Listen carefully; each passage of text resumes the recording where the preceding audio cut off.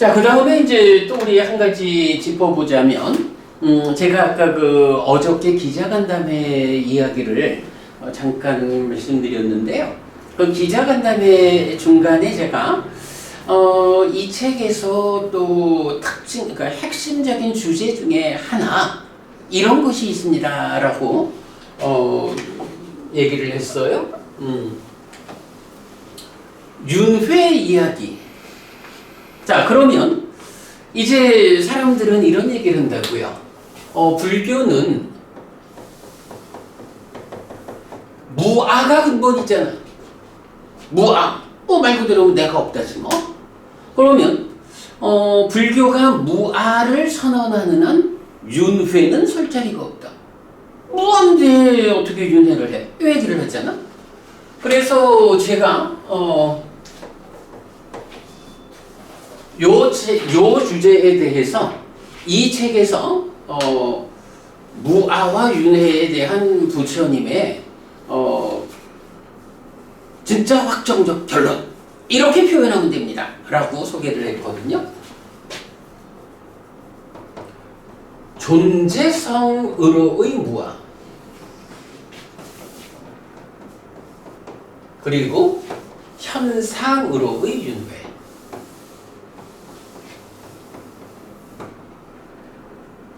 자, 그러면 이건 무슨 얘기냐? 존재라는 측면으로는 무아인데 그게 현상적으로는 윤회를 한다. 그래서 무아와 윤회는 전혀 어긋나는 것이 아니다. 무아인 조건성, 무아인 존재성 위에서 현상적으로 우리는 윤회하고 있다. 요걸 나타내는 말이 연기된 식의 윤회 이런 거잖아요. 요걸 놓고 박보부님 이제 아까 말씀하셨던 깊이 관찰해 보니까 나라고 하는 것이 너무 빨리 변해서 사실 이거 존재하라고 할 게 없다 이거죠. 그죠? 예. 그러면 그러니까 이거는 체험하고 내가 몸으로 느껴 공부를 해보니까 마음이 생멸하는 게 너무나 빠르니까 전에는 나라는 존재가 시간에 따라서 이렇게 변해간다. 그냥 내가 어렸을 때도 있었고 청년에 있었을 때도 있고 이제 늙어 노년이 될 때도 있고 이렇게 변해가느라고 알았는데 내가 이제 공부를 해보고 수행을 해보니까 그런 게 아니고 그냥 잠시도 존재하지 않고 그냥 변해간다. 마음도 또 몸도. 그러니까 변화할 뿐 존재하지 않는다. 네. 이게 제가 바른 견해를 받았는지 의심스러워서 여기 왔어요 제가. 네, 그래. 그래서 이제 제가 지금 요 주제에서 요 얘기를 해보자는 거야. 자, 그러면 법부님 생각은 어때요? 이렇게 너무 빨리 생멸해서 변화할 뿐이지 존재하지 않는다? 라고 우리가 확실히 알 수 있어. 이제 그 수행을 통해서 체험하는 거야, 이거는. 수행을 해보면 알아. 나랄 것이 없구나, 정말. 그런데 그렇게 나랄 것이 없다라고 생각하는 그런 법부님은 있나? 법부님은 누구셔요? 이러면 나는 박노건입니다 이렇게 말을 하죠? 예를 들면 근데 예를 들면 정확하지는 않지만 나는 박노건이라고 불리는데 사실은 박노건이라고 하는 그 내가 없어? 이렇게 대답 안 하죠? 이게요. 그래서 나라고 하는 문제는 이거야. 요거 이제 한자로 쓰면 아잖아? 요거 빨리어로 쓰면 빨리어에서는 나를 말하는 게 두 가지가 있어요. 하나는 아항이라는 단어가 있고 하나는 아따라는 단어가 있거든. 요 부분도 요 책에서 그 무아를 설명하는 자리에서 이제 소개하고 있는데 우리가 한 가지 측면에 치우칠 필요는 없어요. 보는 관점에 다른 것 같아. 보는 관점에 따라 다르다라고 말하는 것보다는 부처님이 나라는 존재성을 어떻게 설명하고 있을까? 부처님이 어떻게 표현하고 있는가 하는 것을 우리가 찾아보면 사실은 답이 되잖아.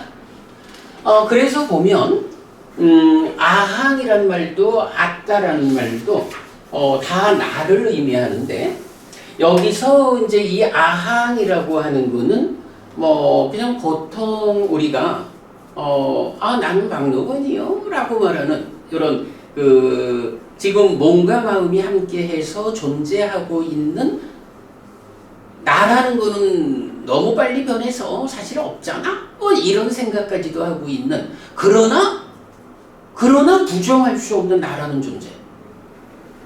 나라는 존재가 있기 때문에 이 나라는 존재의 근본에 대해서 접근하다 보니까 에이고 그게 사실은 변화할 뿐이지 나라고 할 만한 것이 없어. 이렇게도 접근되는 거죠. 이렇게 너무 빨리 변하니까. 그러나 이제 어쨌든 그 이전에 지금 살아가고 있는 지금 아무개란 이름으로 삶을 살고 있는 그 나라는 존재는 있는 거예요. 없다고 할 수 없죠. 그럼요. 이건 네, 없다고 할 수 없죠. 없다고 할 수 없는 게 아니라 지금 내 앞에 너가 있고 너 앞에 내가 있다고 이 존재성 자체를 부정할 수는 없는 거야 우리가. 그럴 때에 나와 너 요럴 때에 이 너에 대응하는 나를 아항 이렇게 요거는 이제 대명사야. 그러니까 나와 너 이럴 때에 이제 나를 지시하는. 근데 요 아따라는 거는 두 가지로 쓰여요. 하나는 아항하고 같이 그냥 이런 현상적인 나를 지시해요. 그래서 아따라고 나왔을 때 이거를 무조건 그 신두교에서 말하는 아뜨만이요 이렇게 보면 안 돼요. 문맥에 따라서 나와 너 이렇게 현상적인 나를 지시할 때도 이 아따가 쓰여. 그런데 이 아따는 또 한 측면에서는 존재성의 측면에서 그 우파니샤드 힌두교가 말하는 참된 존재성 요거를 나타내는 경우가 또 있어요. 요 두 가지를 우리가 경을 볼 때 잘 구분해야 돼요. 그리고 부처님도 분명히 나라는 표현을 쓰거든. 경에서도 그 경이 어떤 경이더라? 아뜨만이면 이미 무아적인 해탈된 삶을 실현한 사람이잖아요. 성자잖아요. 그런데 그러니까 아라한도 살아가면서는 세상 사람들과 만나는 그 자리에서 나는 아뜨만이기 때문에 내가 아니요 이렇게 말하고 살지 않는다고요. 아라한도 그죠? 아라한이 윤 교수님 만나러 오면 윤 교수님 내가 아무개 비구요 이렇게 자기를 소개하지 않겠어요. 내가 무아인 아뜨만인 아무개 이렇게 소개 안 하잖아. 그러니까 아라한도 나라고 나를 표현하는 거야. 그런데 그 아뜨만에게서 그 아뜨만은 나라고 하는 이 존재에 대해서 우파니샤드가 말하는 이 참된 존재성을 가지는 상락아정이라는 특성을 가지는 이런 이런 나를 말하지 않잖아요. 그래서 하여간 중요한 게 그거야. 아라는 요 말이 쓰일 때 이게 지금을 살아가고 있는 나와 너 가운데 너와 상대하는 나를 그런 현상적으로 지시되는 나를 말하는 아니면 그러니까 참된 존재성 힌두교 우파니샤드가 말하는 상락아정이라는 특성을 가지는 참된 존재성을 지시하는 그 아뜨만이냐 요거를 구분해야 되거든요. 이제 박부부님이 마음의 생멸이 정말 빠르다라는 것을 수행을 통해서 확인해서 체험했어. 그래서 정말로 변화할 뿐이지 내가 존재하지 않는다라는 것을 확인한 거예요. 이건 굉장히 커다란 성과죠. 그럴 때에 여기서 이걸 봐야 되는 거야. 요렇게 확인하는 자가 누구냐 하면 수행하는 자죠. 수행하는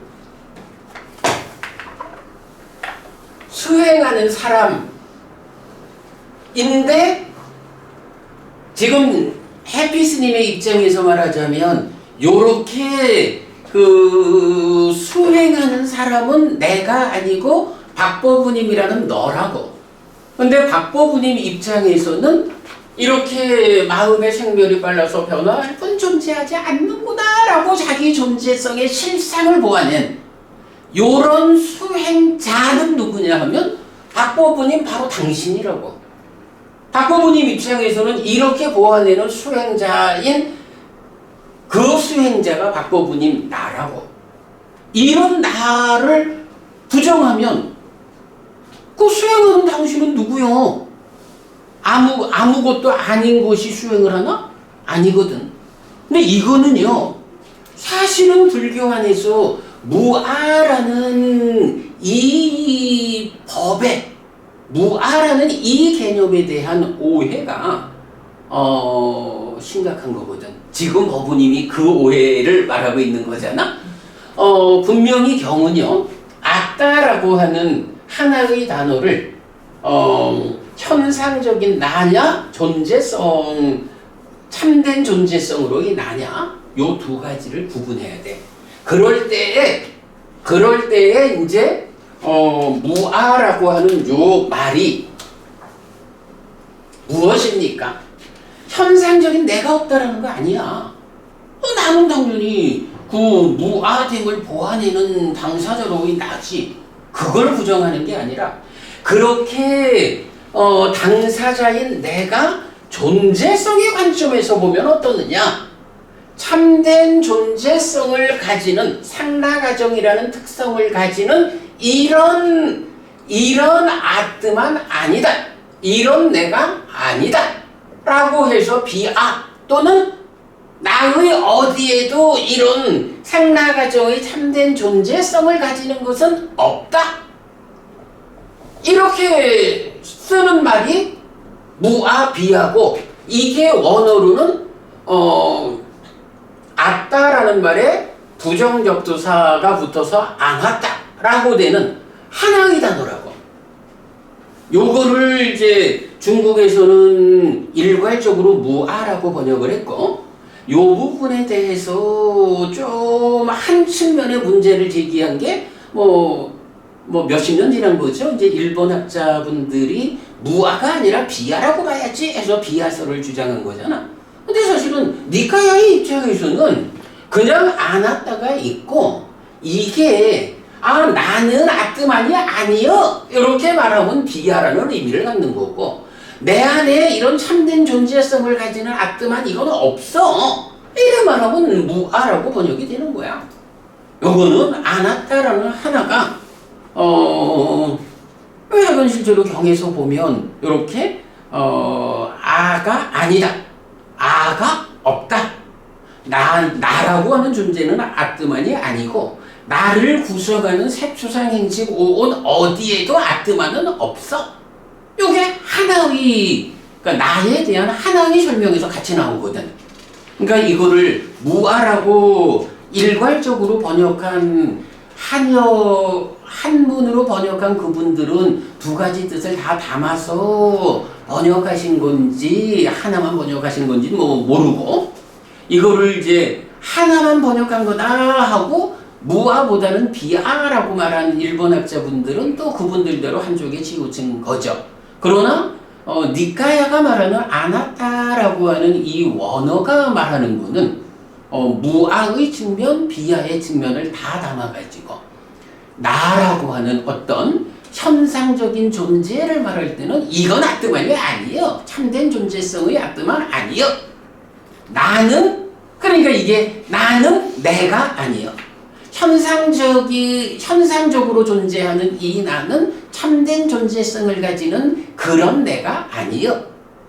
내 안에 그런 참된 존재성을 가지는 나라는 건 없어. 이제 이렇게 표현을 하는 거죠. 그러니까 이제 우리가 주목해야 하는 것은 아따라고 하는 이 말이 나를 표현하는 말인데 이 나라는 단어가 문맥에 따라서 현상적으로 존재하는 너 말고 나 요런 현상적인 나를 지시하는 의미로 쓰였는지 아니면 우파니샤드가 말하는 상라가정이라는 특성을 가지는 참된 존재성으로의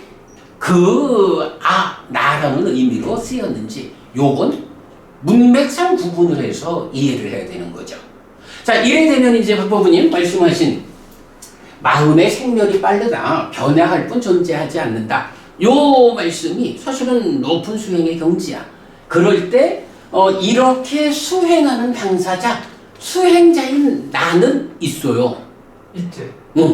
그런데 잠깐만. 이렇게 수행자인 현상적으로 수행자라고 불리는 나는 있는데 이 내가 잘 나라는 존재를 들여다보니까 그 내 안에 힌두교가 말하는 상라가정의 특성을 가지는 참된 존재성, 이런 참된 존재성으로의 나라는 것은 없어. 비하고 무하여. 이렇게 나라는 표현 자체를 현상적인 의미냐, 그러니까 존재성의 의미냐, 요걸 구분해서 말할 수 있어야 이 부분은 답이 된다고요. 그리고 이 문제와 관련해서 사실은 앙구타라니까야 하나의 모음에 보면 마음이라는 것은 얼마나 빨리 변하는지 비유하기조차 어렵다. 이런 표현이 나와요. 이거 비유하기조차 어렵다라는 요 문장이 니카야에서 세 군데 나타나.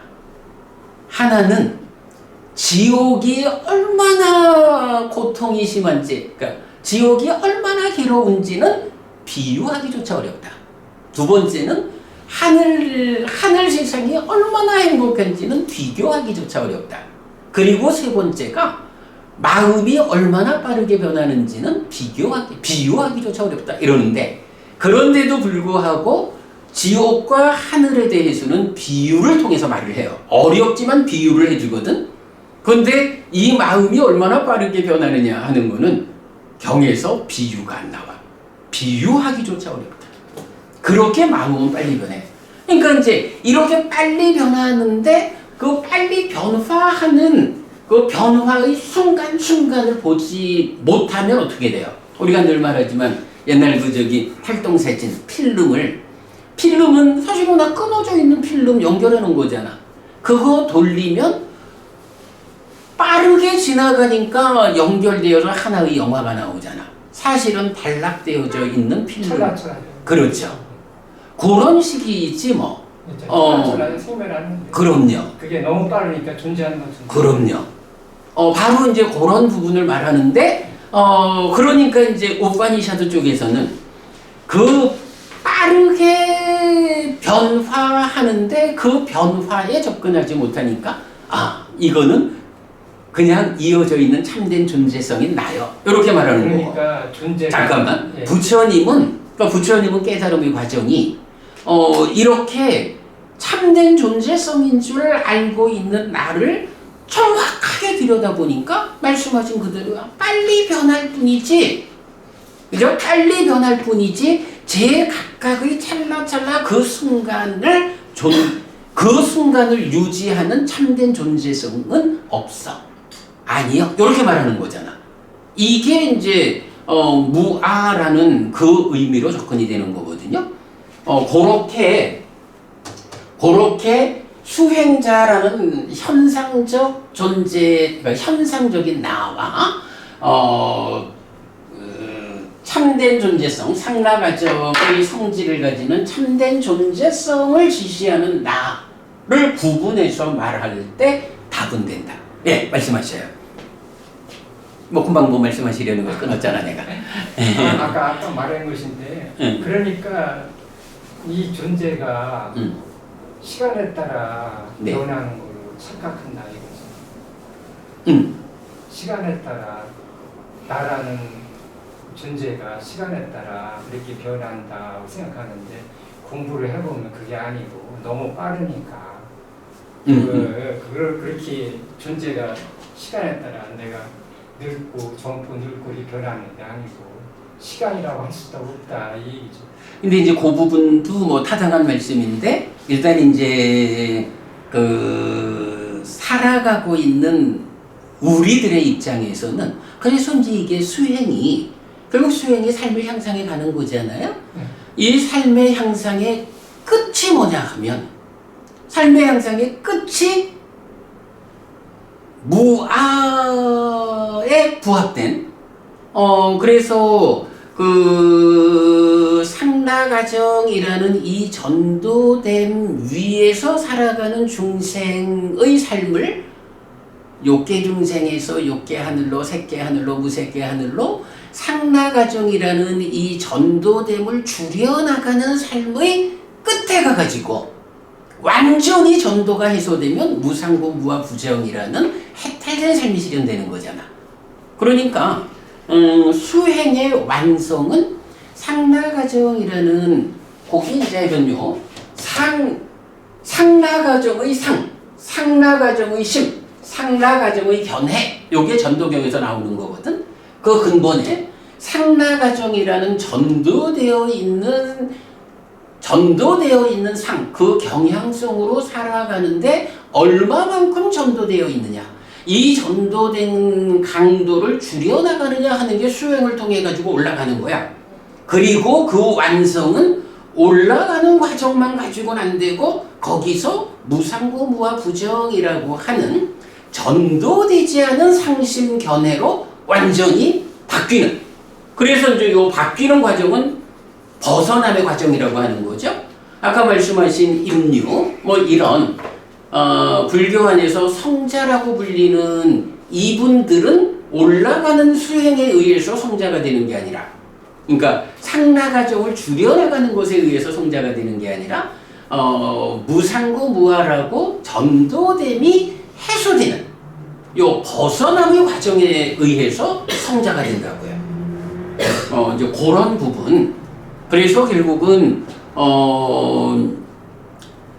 이렇게 그 참된 존재성 안에서 색계 무색계 높이 올라가는 것만으로는 깨달을 수 없고 거기에서 이런 초선 내지 제사선 공무변체 내지 비상비비상적 올라가더라도 거기에서 말씀하시는 이런 그 변화할 뿐 이렇게 무상하다라는 걸 보아내지 못하는 사람들은, 그러니까 부처님이 처음에 출가해서 어디 가요? 알라라깔라마 무소유초를 가잖아.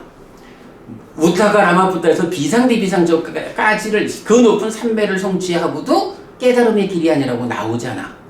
그래서 이제 초선부터 이렇게 깨달음의 길을 간 거는, 부처님 깨달음의 길은 또 이 벗어남의 과정을 밟아가지만 마찬가지 무소유처 비상비비상처를 넘어서서 상소멸에 가서 완성되잖아요. 올라가는 이걸로 토대를 삼고 정작 깨달음은 거기서 벗어나는 거야. 벗어난다는 게 뭐냐? 상락아정이라는 전도된 상을 무상고 무아 부정이라고 하는 전도되지 않은 상으로 바꿔내는 거. 그리고 뭐 이제 그거보다 더 이제 완성되는 거는 이제 그 열반이라고 하는 거는 이제 무상고가 가라앉은 락이고 무아인 열반, 이렇게 이제 최종적으로 마감이 되지만 이제 그런 관계, 그런 부분에 대해서 좀 이해를 하게 되면 이제 박보부님이 아주 높은 수행의 성과죠.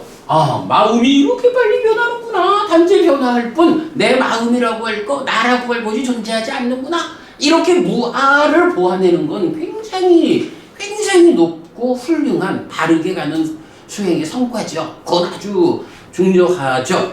그런데 이제 그게 그 부분만 말을 하다 보면 오해가 생길 수 있는 거야, 삶에 대해서.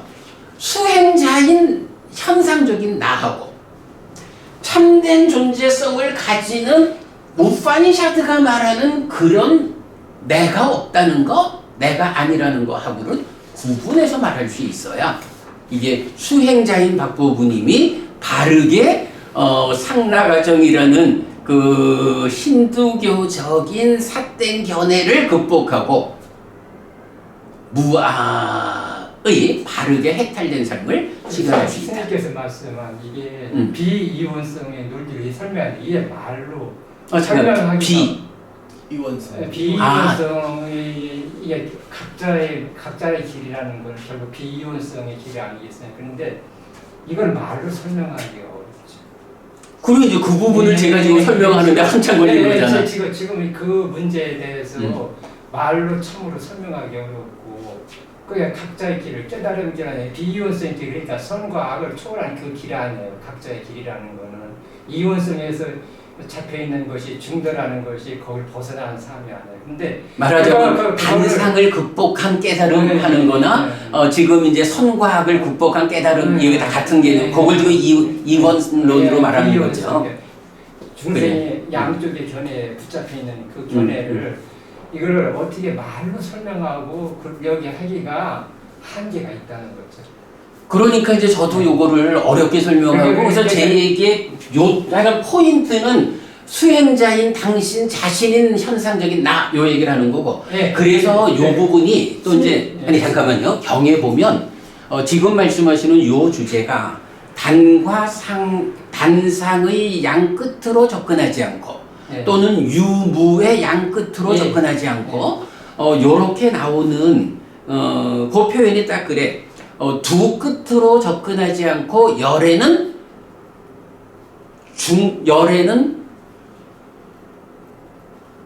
중으로서 법을 설한다. 이렇게 해가지고 중에 의해 설해진 법이라는 주제가 있어요. 요 책에도 다 정리되어 있거든. 근데 그게 지금 뭐냐 하면 법부님 말씀하시는 그 이원론적인 비이원성. 그래 이원적으로 접근하지 않는 비이원론. 그래 그거를 이제 말하는 게 이제 경에서는 중에 의해 설해진 법. 두 끝으로 접근하지 않고 열에는 중에 의해서 법을 설한다 하고 그렇게 설해지는 법이 뭐냐 하면 무명을 조건으로 행들이 있다 내지 생을 조건으로 노사가 있다. 그리고 이어가지고 무명이 남김없이 버려져 소멸을 무명의 남김없는 소멸에 의해서 행들이 무명이 남김없이 소멸할 때 행들이 소멸하고 행들이 소멸할 때 시기 소멸하고 내지 노사가 소멸한다. 그래서 연기 그리고 연멸 요 두 개를 짝으로 묶어가지고 요 짝으로 묶인 두 가지를 부처님이 부르는 말이 중에 의해 설해진 법이다. 단과 상의 두 끝으로 접근하지 않고 유와 무의 두 끝으로 접근하지 않고 이렇게 표현되는 거거든요. 지금 말씀하시는 비이원론 그거를 표현을 그렇게 한번 해봐. 중에 의해 설해진 법 요거. 그러면 훨씬 답이 접근이 될 거예요. 그리고 이제 요게 뭐 연기에 대한 사실에 들어맞는 사고 요렇게도 나오고 요 부분 지금 요 책에서 잘 설명하고 있거든요. 보시면 참고가 될 거야. 굉장히 중요한 주제예요. 근데 사실은 어렵지. 그런데 이건 요점은 수행자라고 하는 현상적인 내가 부정되면 아무것도 내가 없이 내가 어떻게 무아인 줄 알아. 표현이 그렇잖아. 그런데 수행의 입장에서는 철저하게 무아가 되지 않으면 그렇지. 그럼요. 철저히 무아가 되지 않으면 그럼요. 두 가지 견해에 매달려 붙잡혀 끌려가게 돼. 네, 맞습니다. 공부를 하고 있는 거예요. 맞습니다. 이게 보통 사람들 요새 영성론자를 말하는 사람이 많거든요. 그걸 뭘 참인식이라고도 하고 뭐라고 하고 다 붙이는데 일단 그런 견해에 부딪히면은 두 가지 견해에 빠져들어요. 그러니까 수행에 퇴보하는 거죠. 철저하게 내가 없어져야. 그러니까 어려워. 이게 말로 설명하기도 어렵고. 네, 맞습니다. 이게 굉장히 어려운 주제예요. 아니 그러니까 많은 학자들이 이 부분을 그죠, 선생님? 이거 잘 설명 못해요. 근데 그것이 그 참인식이 있다고 이제 보통 영성론자들이나 서구 영성론자 그런 식으로 얘기를 해요, 많이. 그렇지. 힌두교적인 우리 불교의 알아차림을 싼띠를 갖다 치듯 견성 그런 식으로 다 설명을 해서 복제해서 얘기하는데 그렇게 접근하면은 이원론에 또 빠져요. 그래. 그래서 그래, 맞아요. 그래서 부처님께서 무아를 설명하고 연기를 설명하신 것 같아요. 그래 내가 지금 그 얘기를 마무리로 하려고 그래. 네, 그러니까 이제 부처님이 당신께서도 이게 참 어려우니까 단편적으로 무아를 얘기하고 무아라는 건 그런 건 아닌데 나가 완전히 없는 건 아닌데 그걸 그렇게 근데 이제 말씀 중에서 방편적으로 이런 표현은 빼야 돼. 부처님은 사실을 드러내주는 거지. 네, 그러니까 방편이란 말은 적절한 표현을 제가 해. 잘못 말한 것이고 어쨌든 그와 같은 무아와 연기론으로서 접근하지 않았나 하는 생각이 들어요. 예, 그 부분은 다 당연해요. 제가 그 부분을 지금 이제 마무리 말로 하려고 그래요. 그래서 이 장매법님 금방 손 들었나요? 질문요. 예. 스님 마무리하시고 질문할게요. 아, 그래요. 그러면 이제 이렇게 여기서 우리가 확인한 게 나라고 하는 것이 수행자인 현상적인 내가 하나 있고 그런가 하면 상나가정 참된 존재성을 가지는 거 해서 우파니샤드 힌두교가 말하는 존재 두 가지 존재가 있잖아요. 이럴 때에 이제 부처님이 선언하는 게 뭐냐라고 하면 부처님의 선언 1. 참된 존재성이라는 나 2번 이거 없다. 존재하는 것들이 그 참된 존재성으로의 나 아니다. 요렇게 선언하는 게 무아라고. 그런가 하면 수행자인 나는 어떠냐고. 수행자인 내가 살아서 이 몸으로 살아있는 동안에 수행을 완성해가지고 무명과 가래가 해소되고 나서 죽으면 몸으로 안 가잖아. 다시 태어나지 않잖아. 그런데 열심히 수행을 해도 우리 박보부님 지금 이렇게 높은 성과를 내고 있지만 요번 생에서 완전히 무명과 가래를 해소하고 안 태어나기를 바라고 그런데도 그 길이 워낙 힘드니까 요번 생에 완성을 못했다라고 하면 무명과 가래가 남아있는 상태에서 죽으면 또 몸으로 가야 된다고. 수행자인 내가. 그럴 때 나 1번 현상적인 나 수행자인 나는 어떻게? 완성되지 않은 상태에서 몸이 무너지면 몸으로 가잖아. 또 태어나잖아. 그거 뭐야? 그 현상적인 삶에서는 몸으로 가는 거야. 윤회하는 거야.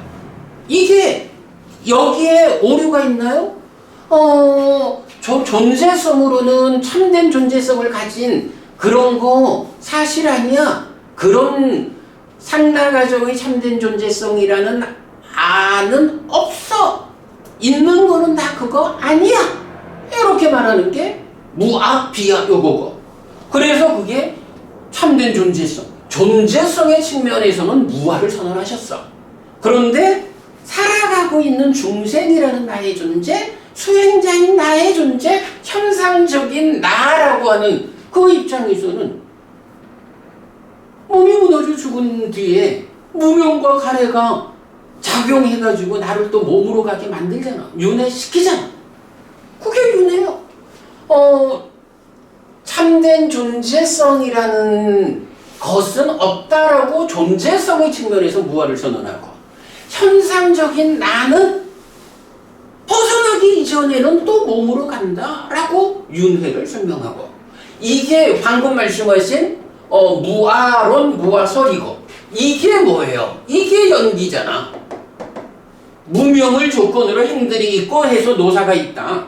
그리고 이제 요런 이야기를 또 궁극적으로 나타내는 경이 까짜나 고타 경이 있다고? 이제 그 경에서 이런 얘기를 한다고요? 세상에는 있다라는 견해와 없다라는 견해, 대부분 요 두 가지 견해를 갖고 있다. 그러니까 있다라고 하면 유고, 없다라고 하면 무죠. 그런데 삶을 이제 12연기적으로 무명을 조건으로 행들이 있고 해서 유를 조건으로 생이 있고 노사가 있다. 이렇게 자라남의 경우 12연기적으로 생노사가 있는 요렇게 사성제의 고집성제 관점으로 삶을 바르게 보아내면 없다라는 견해는 있을 수가 없다. 아니 없다라는 견해는 이제 죽으면 끝이다 이거잖아. 일본 학자가 쓴. 아니 조금만. 예, 예.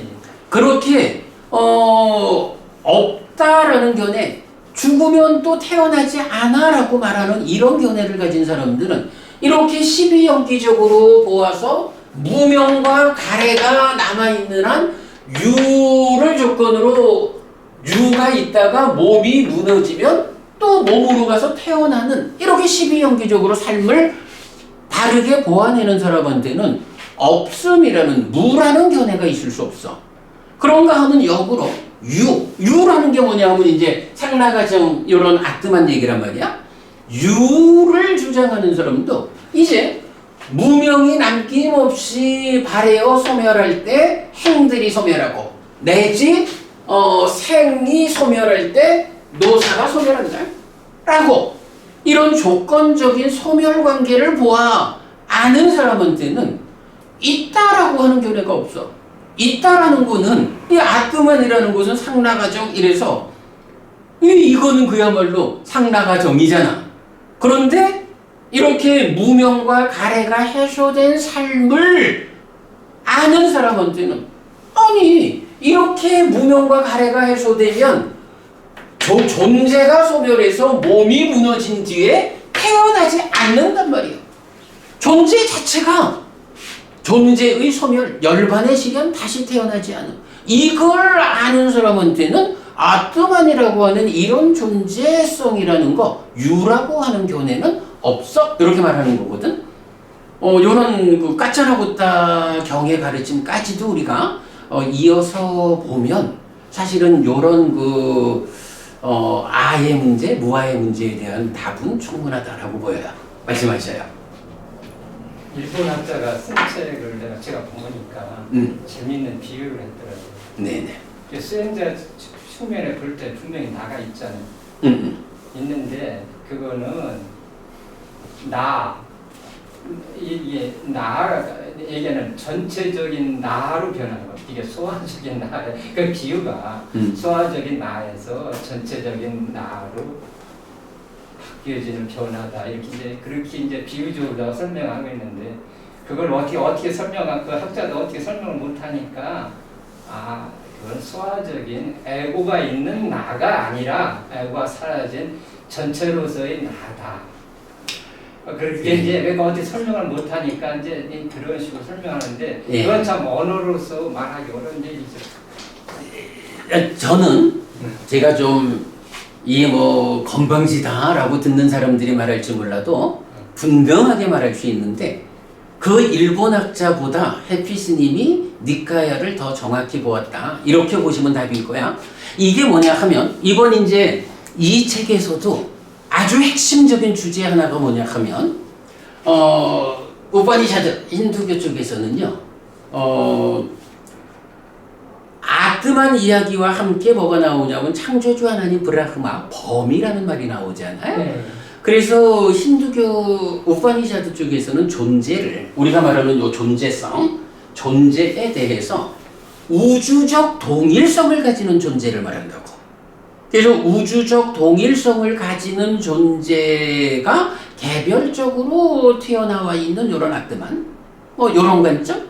그런데 부처님은 어떻게 말하냐 하면 오직 개별적 존재성을 말하고 이 개별적 존재성이 아트만이 아니고 개별적 존재가 번뇌, 무명, 가래라고 하는 이 오염원 때문에 몸에 구속되어 가지고 중생이라는 존재로서 살아가고 있을 뿐 이런 근본적인 문제를 해소함으로써 몸의 구속에서 벗어나면 더 이상 몸으로 가지 않게 되는 거 이게 존재의 소멸. 마치마니카의 60번 흠업순경 아푼나스다 여기에서는 존재의 소멸은 있다 라고 분명히 말하거든. 그게 뭐냐 하면 존재라는 관점의 차이인 거야. 힌두교 이쪽에서는 상나가정의 참된 존재성의 아트만 이게 브라흐마 범과의 일체성 우주적 동일성의 관점으로 존재를 설명하는 우파니샤드의 입장이고, 부처님은 그런 존재성을 말하지 않는다고, 오직 몸에 구속된 개별적 존재성이 무명과 가래를 해소함으로써 몸의 구속에서 벗어나서 몸으로 가지 않게 되는, 이게 존재의 소멸, 요걸 말하는 게 깨달음이거든. 여기에서 내가 요새 자주 쓰는 표현이 하나 있어요. 우리 왜 이런 거 있잖아요. 교수님 우리 이런 비유 많이 하잖아. 뭐 호수라 해도 좋고 바다라 해도 좋고, 바람이 불면 이제 물이 찰랑찰랑 하잖아요. 그러면 요렇게 파도치는 찰랑이는 요 흔들림 각각이라는 것을 아라고 말하잖아. 그런데 비유로 그런데 요 아라는 건 밑에는 사실 뭐가 있어요? 호수물이 됐든 바닷물이 됐든 이런 호수물이라고 하는 하나의 완전 포괄적인 존재성이 있는 거야. 이게 바람이 불어가지고 찰랑찰랑 하는 게 하나의 개별적 존재성으로 불려지는 아트만이야. 그래서 개별적 존재성인 아트만과 포괄적 존재인 범, 요것이 하나다라고 보는 게 힌두교가 말하는 범아일여라고. 요 개념, 요 비유 워낙 많이 쓰는 거잖아요. 그러면 이제 여기서 불교는 무아를 말하잖아. 불교가 무아를 말한다는 건 뭐야? 요렇게 그 찰랑이는 현상적 존재성 요거 아트만 아니여 해서 무아 이렇게 말하잖아. 그러면 교수님, 무아를 말한다고 하면 이런 개별적 존재성 밑에 있는 이 호수물 자체는 뭐라고 말해야 되지? 나는 여기서 무어라고 답을 했느냐 하면, 요새 보면 프레임 싸움을 잘 해야 된다며. 네? 프레임을 잘 잡아야 된다며. 나는 그래서 여기서 이 얘기를 해. 이게 사실은 방금 박법부님 말씀하신 뭐 소아적인 거, 대아적인 거, 그게 뭐야? 소아적인 거, 대아적인 거 이런 표현이거든. 비유로 말하면. 그런데 문제는 말이지요. 요 비유가 이거는 참된 존재성을 주장하는 힌두교적인 존재성을 설명하기 위해서 만들어진 비유야. 힌두교의 존재성을 설명하려고 하는 그 비유를 가지고 불교에 적용해가지고, 자, 이런 비유가 있는데 여기서 무아가 있다면 이 밑에 건 뭐냐고. 요거를 그대로 거기에 대한 답을 찾아가자라고 하는 거는 힌두교적인 프레임에서 불교가 격에 맞지 않는 답을 찾으려니까 대답이 안 되는 거야. 그러니까 그런 경우로 지금 뭐 일본 학자가 말하는 대아적인 뭐 이런 얘기가 나오는 거야. 답은 뭐냐 하면 틀렸어요. 그건 그 비유 자체가 힌두교적인 존재성을 설명하기 위한 비유인데, 그 힌두교적인 비유를 왜 불교에 갖다 대고 불교가 그 비유에 맞춰서 답을 해야 되냐고. 그건 불교적인 존재성을 설명하기 위한 비유가 아니야. 비유라는 것은 제자리에서 적절하게 쓰여야 맞는 거야. 비유가, 이건 부처님이 설명하는 무아라고 하는 이 개별적 존재성에 적절하게 쓰이는 비유가 아니에요. 요렇게 비유 자체를 쳐버려야 되는 거야. 그 비유에 맞춰가지고 답을 하려고 그러면 어떻게 불교가 힌두교적으로 존재성에 답을 하냐고. 그래서요, 박법부님, 아까 그 말씀하신 뭐 소아적이고 뭐 대아적이고 이런 비유라는 이런 힌두교적인 프레임 위에서 그 일본 학자는 꼭 그런 식으로 설명한 게 아니라 다만 그 무아의 설명을, 그러니까 에고가 사라진 그 자리를 설명하다 보니까, 그러니까 이제 그걸 설명하는 게 그 학자가 설명하는 그 방향이 이렇게 힌두교적인 프레임 안에서 답을 찾으려니까 그런 답이 나오는 거다. 이걸 제가 제시하는 거고. 일본 학자뿐만 아니라 아니 그래서 이제 내가 그 얘기를 하는 거야. 그 일본 학자든 또 다른 누가 됐든 니카야에서 답을 찾는 데는 해피스님이 더 낫습니다. 내가 이거 건방 뜨는 게 아니라 분명히 그 니카야에 의해서 니카야를 해석하는 이 과정에서는 그래서 우리가 그 말하는 거 아닙니까? 2000년 넘는 세월을 되돌려가지고 불교를 부처님한테 되돌리는 불사, 전통보다 진정, 이런 이야기를 하는 게 딱가가 해석된 불교를 말하고 하는 게 우리가 이제 그렇게 보면 돼요. 우리가 지금 원전을 통해서 공부를 해나가고 있는 이 과정에서는 우리가 원전을 바르게 해석했을까? 요 하나의 관점으로 우리가 따져봐야 되는 거지. 다른 학자들이 다른 시각을 가지고 말하는 거 하고 굳이 그렇게 비교해서 따지는 게 의미가 없을 수도 있어요. 제가 이게 하여간 좀 불변해 하시는 분들도 계시겠지만 저는 이건 분명히 말할 수 있어요. 니카야가 설명하는 부처님의 깨달음 이야기, 열애는 이것을 깨닫고 실현하였다라고 부처님 선언하시는 이 주제에 대해서는 기존에 사실 일본 불교가 그러니까 일본의 불교학이 참 많이 앞서간다라고 표현하는 거와는 별개로 그게 우리가 그 말하는 거 아닙니까? 앞으로 세계 불교의 중심이 한국으로 옮겨올 거다. 이렇게 우리가 말할 수 있는 거죠. 어디에 부처님 가르침이 바르게 해석되어 있느냐? 이게 불교의 중심이지 법부님, 아까 질문. 스님 질문 끝나고 저희 쉬어요? 쳐야죠. 네, 저 질문은 또 앞으로 가요. 법부님은 안 쉴지 몰라도 나는 쉬어야 돼. 스님 결론이 얘는 없다. 이 프레임 자체가 불교적이지 않다. 불교적 프레임이 아니다. 아니다 그 말씀이신 거죠? 네. 그 다음에 얘가 아뚜만이죠? 네. 브라흐만 아니죠? 브라흐마도 같은 성격이죠. 아하, 네. 이렇게 확인을 해야 돼요. 그래야 틀리지 않게 전달. 네. 네. 그 다음에 교수님 얘를요 우리 심리학의 빈산 있잖아요. 무의식, 의식. 그걸로 연결해서 한번 생각해봐 주시면 어때요? 빈산 모델로. 하지 마요. 아마 그 모델은 주로 유식적인 관점이 되겠죠. 그러니까 여기 빙산의 일각이 나와 있는 거. 네. 가까이 내가 보래. 그래서 얘가 1번이 아이고 얘가 어디 갔지? 안 보인다. 법부님 아무리 얼굴을 가리고 싶어도 조금은 나올걸.